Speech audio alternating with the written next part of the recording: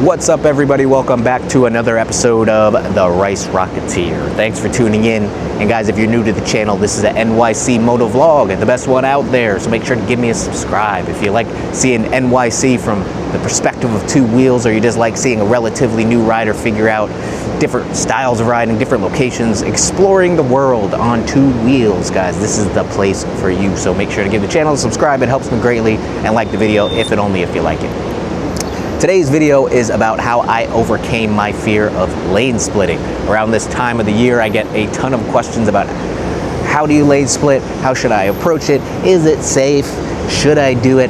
And some of those questions are really up to you guys, but I'm here to share my experience of where I started with lane splitting, where I am now, and some of the tips that I have and that I use on the daily to stay safe. I've been riding for 4 years. I have 0 accidents. I've had 5 bikes. 6 bikes, 2 scooters, never had an accident. So not that I'm perfect by any means or that something can't happen.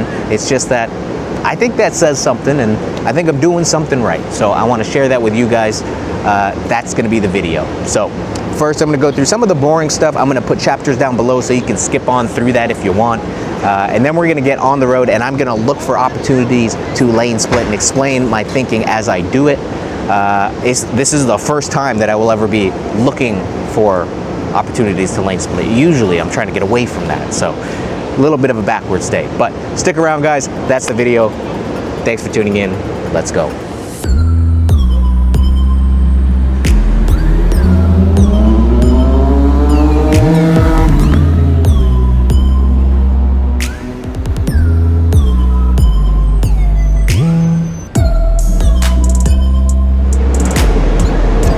Guys, so before I get to the fun stuff, I'm going to cover some of the boring stuff, and don't worry, I'm going to put chapters down below so you can go ahead and skip on through if you don't care for any of the stuff. But I wanted to tell you a little bit about my history in terms of motorcycles, motorcycle experience, my accident history, etc., etc.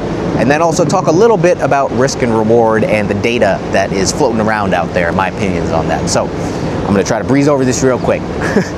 I am a native New Yorker. I've been here for 36 years. I'm 36 years old. Goddamn. For 36 years, I've been riding around these crazy ass streets, and I've been on anything with wheels. So I've only been riding motorcycles for 4 years, but I started on bicycles when I was like 3 years old. I had aggressive inline skates. I had hockey skates. I had fixed gear bike. I rode that all through high school and college and after college. Electric bikes, one wheels, electric skateboards, etc. I've had everything with wheels on it. I've even ridden one of those hand carts down a hill too, so you can knock that off my list. There's not much I haven't ridden, and there's not much I haven't ridden through traffic. So all that being said, I've had 0 accidents involving traffic. I've definitely fallen on my skateboard like thousands of times, but in terms of like car on skateboard action or car on bike action, I've had 0 incidents. So that's not to say that nothing can happen to me and I'm untouchable. It's not to say that a bunch of luck hasn't been mixed in.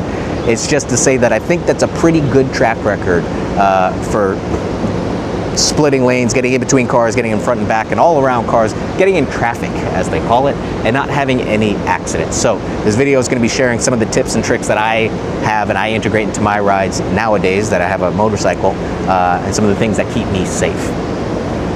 When it comes to risk and reward, risk and reward is a really important thing to consider regardless of whether or not you're lane splitting. I think anytime you jump on a motorcycle, you have to consider the risk and reward. Now, to me, that changes per day, per week, per traffic flow, per time of day, etc. There's so many things that go into changing the amount of risk that you will incur when on the road and changing the reward that you'll get from your actions on the road. So it's something that I encourage people to consider before every ride. Just address it, take a minute, take a breath, and think about how much risk am I willing to expend to receive the reward.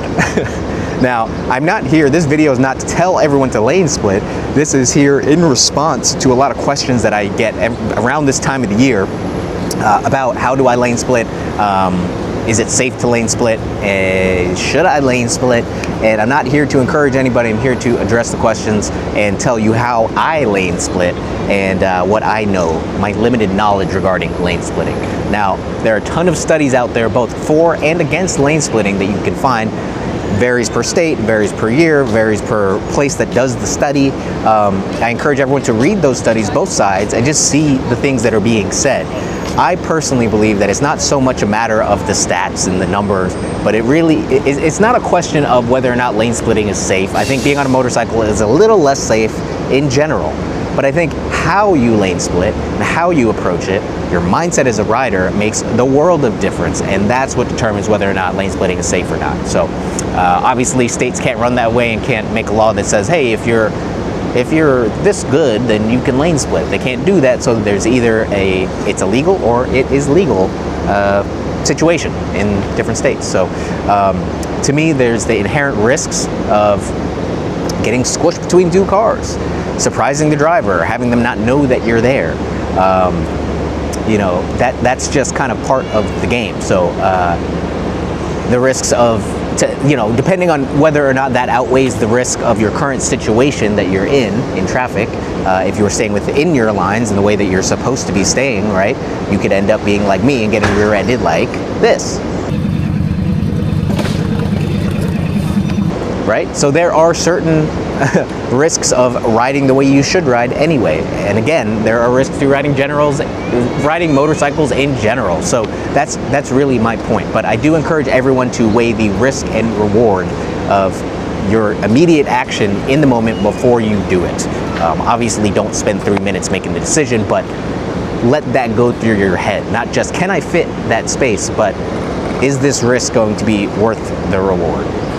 And the answer should always be yes, just so you know. So that's really what I have to say on that.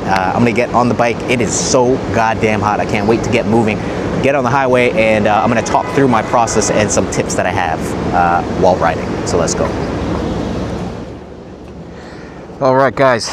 Oh my God. Almost 100 degrees, guys. I'm doing this for y'all. I'm doing this for you subscribers. I have a duty as the Race Rocketeer, guys, to get you information pronto. All right, Jesus Christ. I much prefer, I much prefer the winter riding. All right, highway, here we come. Oh, Jesus, get out of the sun.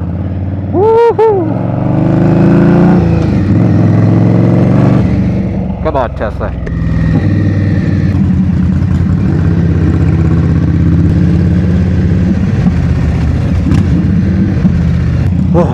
So yeah, guys, the risk and reward is super important to think about, and I just it's so easy to just ride and kind of squeeze in where you can get in, but sometimes you really do have to think ahead. Take that extra step, you're gonna be thankful. Ooh, it looks like we got some traffic. I'm only excited because that's what the video is about. Otherwise, I'd be pissed. Today is opposite day for me. Race Rocketeer. Can I go? Yes, I can. Gonna be the most boring merge ever.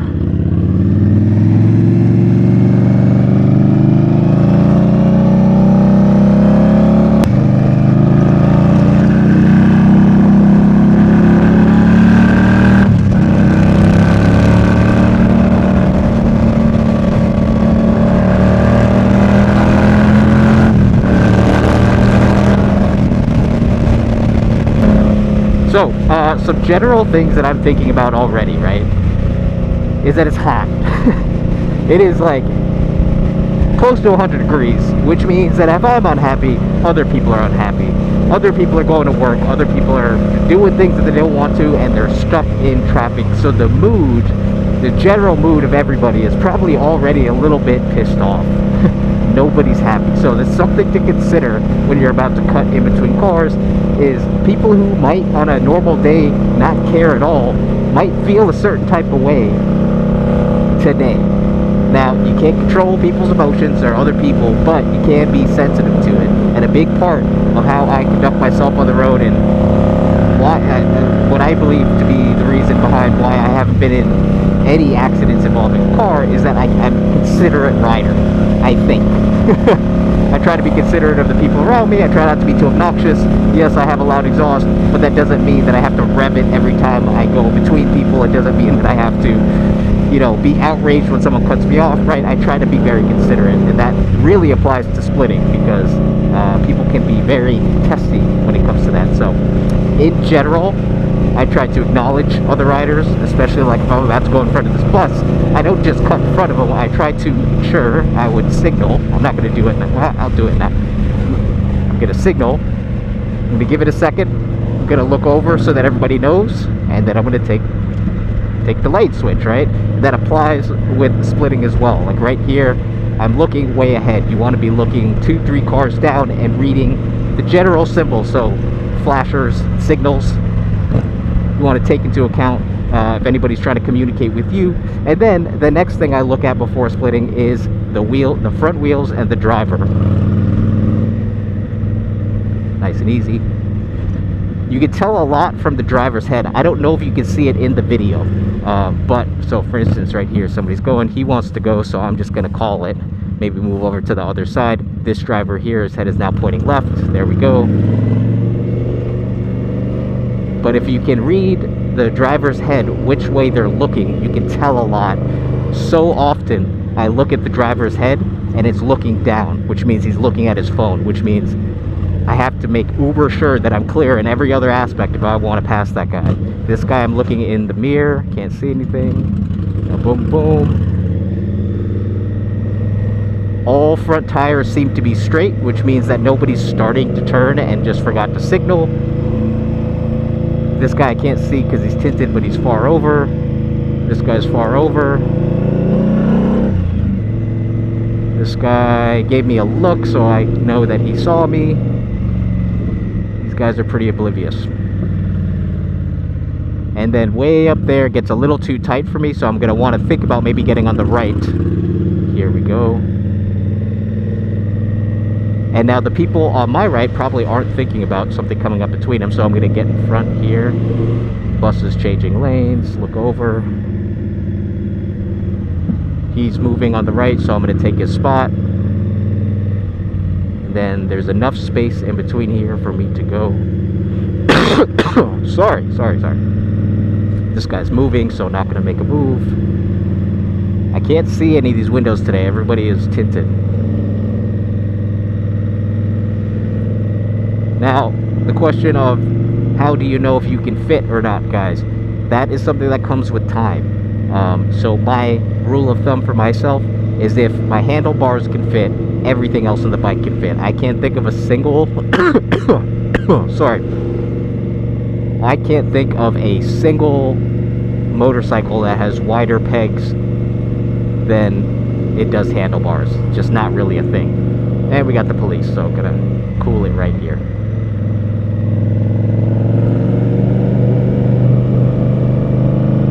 The question, the process should never be, I don't know if I can fit, but I'm going to give it a shot. That should never be the rationale behind splitting in between cars. It should be, I'm 100% sure I got this. Let's go. With a bike like mine, you got to take into consideration your mirrors. Don't forget that your mirrors are quite an important measure of whether or not your bike can fit. And then this guy's moving over. Another thing when it comes to situational awareness, saying thank you to people goes a very long way. People don't always have to move for you. If they do, make sure to say thank you. It'll gain you some brownie points. Considerate rider section. Here we go. The truck guy has acknowledged me. Boom, boom. The general rule of thumb is no more than 10 miles an hour speed differential.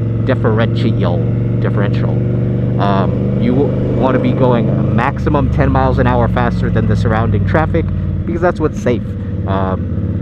People who rip past other cars, you're just asking for something to happen. Not necessarily a door opening, but literally if the front tire moves, you could be pew, off your bike. Here we go.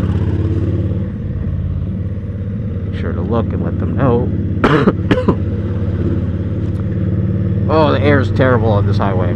Here we go. This is a little tight right here, so I'm gonna chill it out. Maybe I can skip one car, get there, and there we go. Opens right up. No tires are moving. Acknowledgement on the right. oblivious on the left. A little tight there, or not tight, just a shift in line. Here we go. BMW has acknowledged me. I'm keeping it in a low gear as well, so it's easy for me to pick up. It's easy for me to let go. If I let off the throttle, I slow down quite quickly. If I lay on the throttle, I'm already in the power band. Thank you.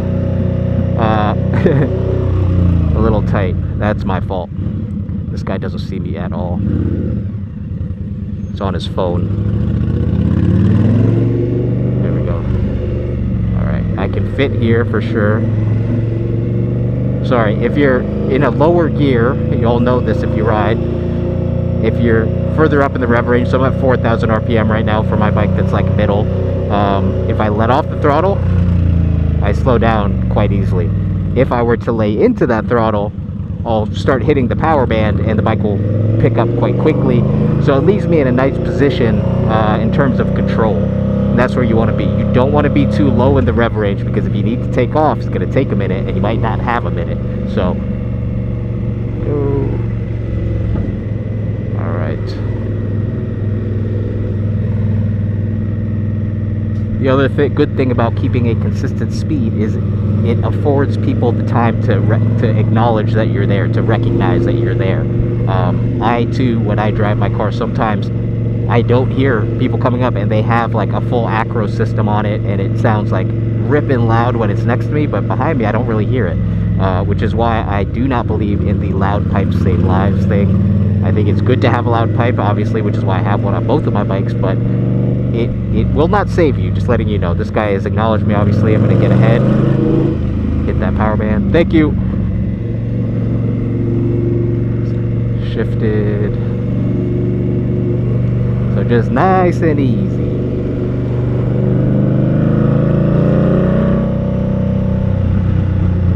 Truck driver does not see me. Obstruction in the road. Another thing to really watch out for, guys, is gaps in between cars. So it seems like a good thing, like, oh, there's not a car there that could potentially pull out in front of me. However, there is always the car in the opposite lane that's gonna try to pull into that spot. So I always slow down, like there's no other lane, but if there was, I'm watching here before I jump into the lane. You want to make sure. So right here, there's a gap.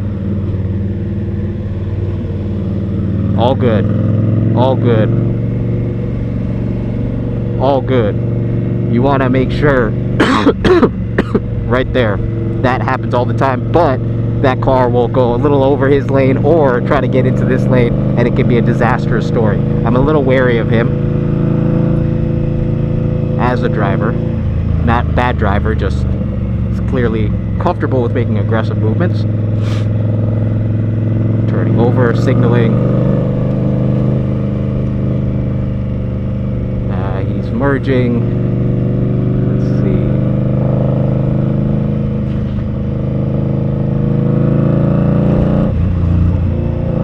Opens up. I'm gonna have a little bit of fun right now, guys.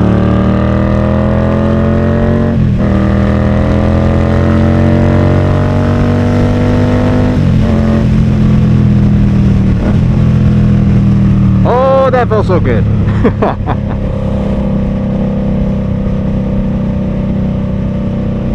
Alright, so looking way ahead, I'm going to try to get over to the left at some point because these cars are merging. He's coming up rather quickly. Whoa, shit. Tire strips are real hot today.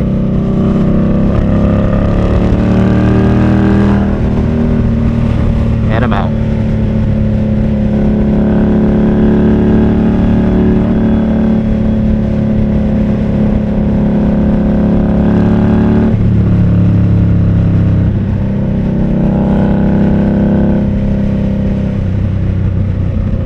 So a lot of splitting likely coming up. Just gonna stick it out right here. This guy's turning, but or has a signal on but isn't turning. I can't see the guy's head in front of me in the Volvo. So I'm gonna stick it right here. I'm gonna park it right here and just kind of chill.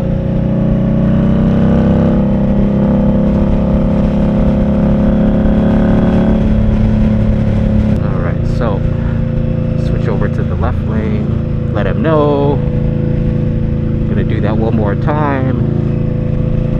Something that's kind of counterintuitive to what people would think is when you're splitting, you don't want to look back all that much. It's good to know what's behind you, but no car, like once you're splitting, there's no car that's gonna fit in between the other cars and chase you, so you don't really need to know what's going on back here, right? It's more for times like this, is it okay to get over to the next lane? And even so, you should turn your head and check your shoulder. So don't focus all that much on your mirrors when you're lane splitting. You really want to be focused on what's in front of you, the drivers in front of you, their behavior, again, the front wheel of the car, and 2-3 cars down the road. Who's moving around, who seems like an erratic driver, who is steady, who's aware of you. Those are the main points of focus when you're lane splitting. Not what's behind you, not the person beside you. Once the car is here, once you're here at a car, the driver is like kind of aligned with you, it's done. You're not going to see him again. You're gone, right? Acknowledge him, say thank you, whatever you got to do, and move on. Once you pass that object, it's gone.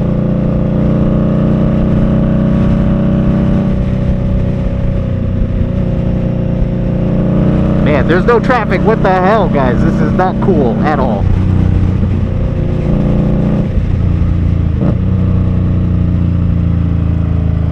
And it is still hot on this bike, even with the wind, guys. Oh my god. Alright, here we go. Yeah. Another thing, side note, these tar strips, very slippery, especially in summer when it's hot. They get really soft. If you happen to find yourself on these things, A, get off, but B, don't quickly accelerate. Smooth throttle motion to get off. It will throw your back end out. Okay, transferring to the right.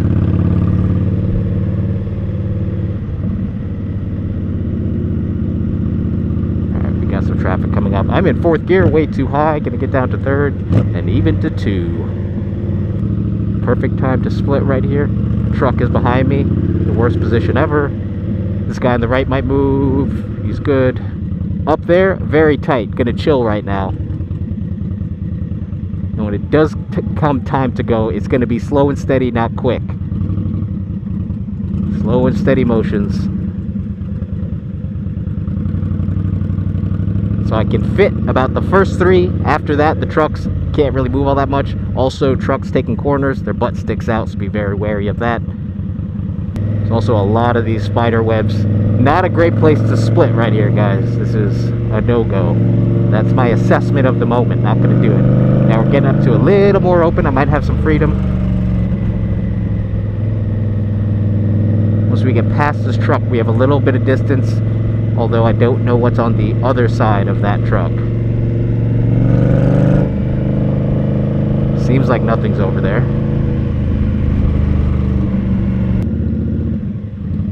I also have this theory. See, I'm in the worst position right here. But there is no option. I'm stuck.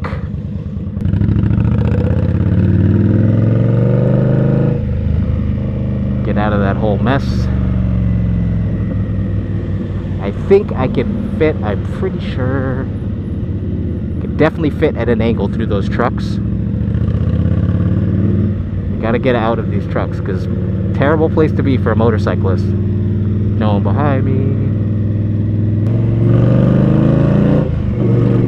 Push it. I'm on the spider webs though. Oh boy, I can feel them. There we go.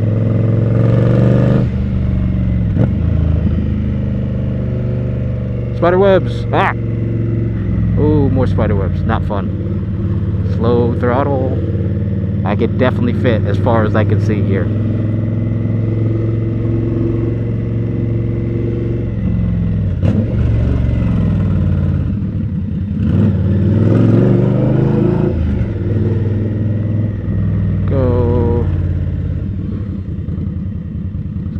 Cruise through all of this. He's moving.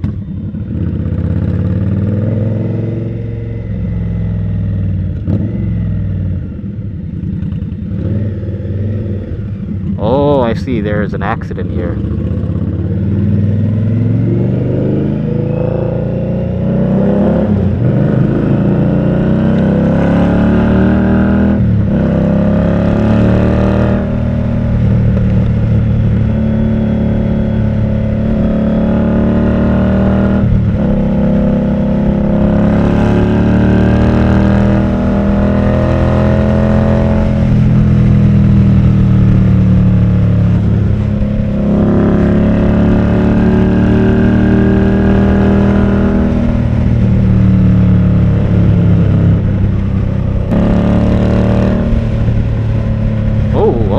was unexpected. See, that's the gap thing I was talking about.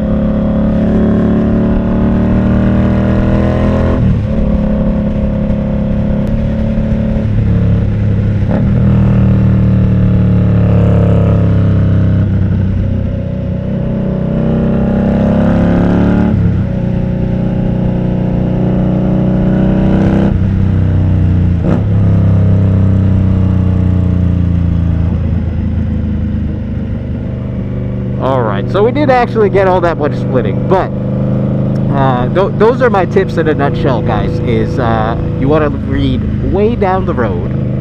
You want to be respectful of the riders around you.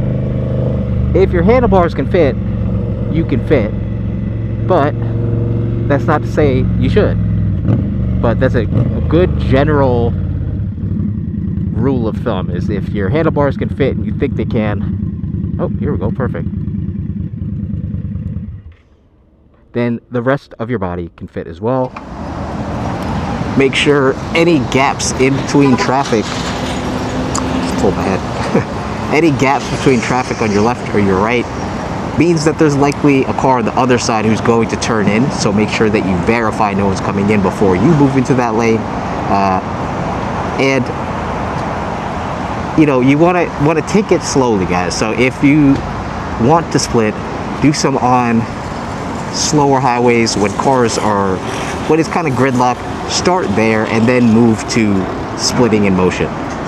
You don't have to split to get anywhere, but that means that you do have to be aware of what's coming behind you, and I personally don't like doing that. I would rather split. I think it's a lot safer, in my opinion, the way I do it. I think it can be done safely, and it gets me where I need to go rather quickly. So that's my 2 cents on how to split lanes. If you have any questions, drop them down below. You can also hit me up on Instagram. The link is down below. Make sure you guys give the channel a subscribe, guys. It greatly helps me out, and give the video a like. That also helps a ton. Thanks for tuning in. Thanks for watching, and I'll catch you on the next one. Peace. Fucking Christ, it's hot.